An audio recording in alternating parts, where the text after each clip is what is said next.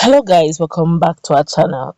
A lot have been said about Ibarakba in Oyo State, and in all the narratives you keep hearing Dr. Borode or Dr. Borode, what they did to Dr. Borode, which is one of the illustrious son who has been doing so much for the Ibadan people or your people in particular, and it sparked a lot of reactions, and it has propelled the sitting governor, that's a GSM governor Seyi Makinde, to react and find out what really happened to Dr. Aborodi, that everyone kept mentioning that Fulani Herdsmen did well as it is right now.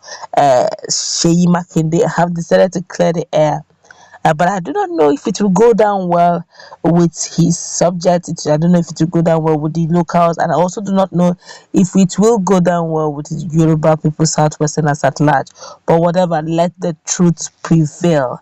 But before we go into the news proper to find out what it is he's saying and is exonerating headsmen from it totally, would like you to subscribe to our channel by clicking on the red subscribe button. Beside it, you will see a bell notification icon. Please go ahead, click on it to get notified as soon as we update our channel on YouTube. Well, Governor Seyi Makinde of Oyo State today declared that herdsmen were not responsible for the killing of Dr. Fatai Aborode.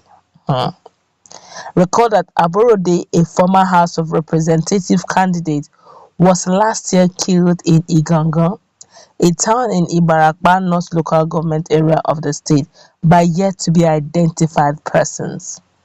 The killing and other killings, kidnapping and attacks in Ibarakba geopolitical zone have been attributed to suspected headsmen. Though many people believed that the PDP chieftain was killed by suspected headsmen, Makinde, however, said that headsmen were not responsible for the killing. Makinde, who spoke on Saturday morning during the program on Broadcasting Corporation of Oyo State, said Aborode's killing is political. Makinde, who noted that his interaction with the father of the deceased insisted that the killing is political. Makinde claimed he spent a night in Ibarakba geopolitical zone recently, adding that he interacted with the father of the deceased, who revealed that the death of his son was political. He added that all the people involved in the killings will be investigated.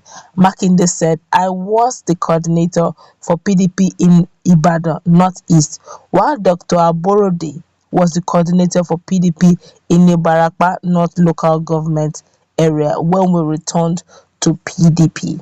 Dr. Aborode is not someone who is far from me. I am not saying that there are no bad eggs among Fulani herdsmen, but they are not the ones responsible for the killing. I spent 2 days in Ibarakba and I interacted with the people. I spoke with the father. I asked him what happened. They told me that Dr. Aborode was not the one that drove himself to the farm.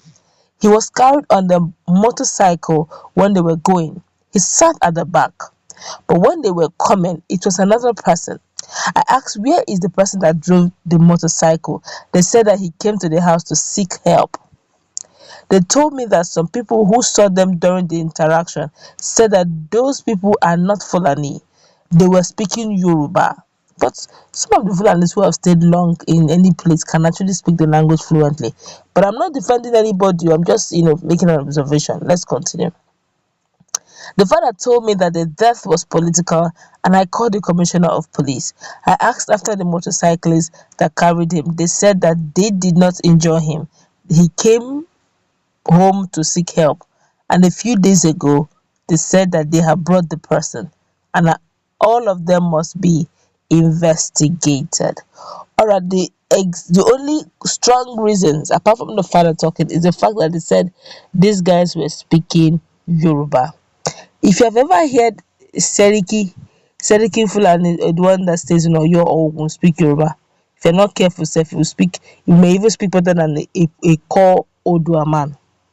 Because if you stay in a place for a very long time and you are quick in languages, you would understand and speak even fluently more than even the original born and bred indigenes there. Of course, the constitution says if you stay in a place for up to 10 years or more, you are actually classified, or you are being seen as a bona fide citizen of that area. So constitutionally, yes, he's a citizen. But I'm looking at the language stuff. If it's the language that is the yardstick to which they used to which they are judging this, then I'm afraid you may actually still be getting it all wrong. But other than that, if a Seyi Makinde is saying that it is political, and as the sitting governor and the chief security number one chief security officer of the state, I guess he had some classified information that gives him that boldness to make that assertion. Don't also forget that he said he's so close to the father, to Aborode, and he has gone verifying the father. How did the father know it was also apolitical? Have they had some issues with fracas with some members of the opposition party or within the party to warrant it being called apolitical? And if it is also the bike man, how come the bike man up to now have not been able to fit it, pinpoint those who did that heinous crime? That's also one. Two is the fact that for Seyi Makinde, who knows what is at stake, to boldly say that this is actually, yes, Fulani Herdsmen, they have their own, they have their own issues, but this one is definitely, this is not a herdsman job. That's what Seyi Makinde is saying in a nutshell.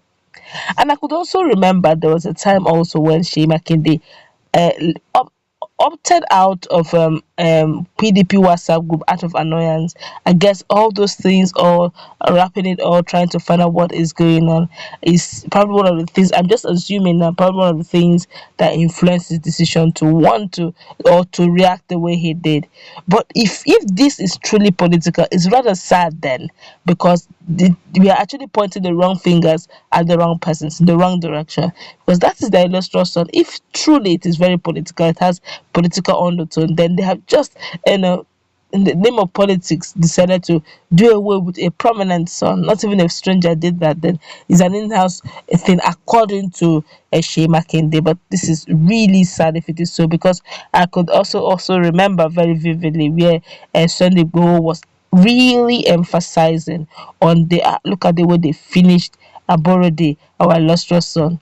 But I guess over time will tell. Some persons may say, why is it that he's not defending his own people? If the truth is that it is political, then let the truth prevail.